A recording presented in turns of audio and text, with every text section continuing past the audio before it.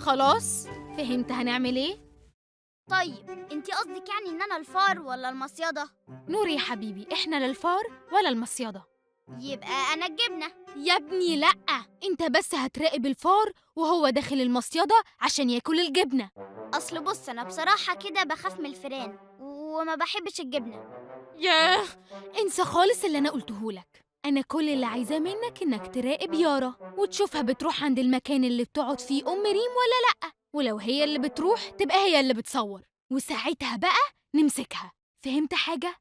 امال انتي قصدك يعني اراقب الفار وهو داخل المصيدة عشان ياكل الجبنة؟ ده ايه الشطارة دي؟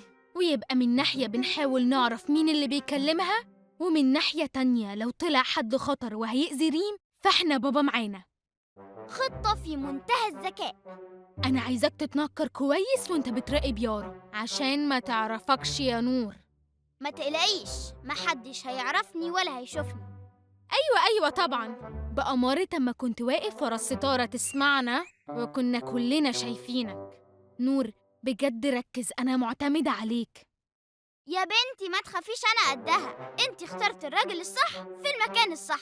لو سمحتي بقى اخرجي دلوقتي وسيبيني بقى افكر، عشان التنكر ده محتاج تحضيرات كتير وتفكير طويل.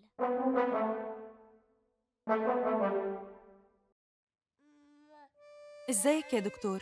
ازيك يا أستاذة رضوى؟ عندي ليكي خبر حلو. خير، ايه هو؟ في نتائج إيجابية بخصوص حالة يوسف. فعلا؟ الحمد لله يا رب. ممكن تشرح لي اكتر يا دكتور؟ كل اللي أقدر أقولهولك إن استجابته هايلة وحالته في تحسن، والكشف الجاي هيحدد لنا حاجات كتير. شكرا، شكرا قوي يا دكتور. يا حبيبي يا يوسف.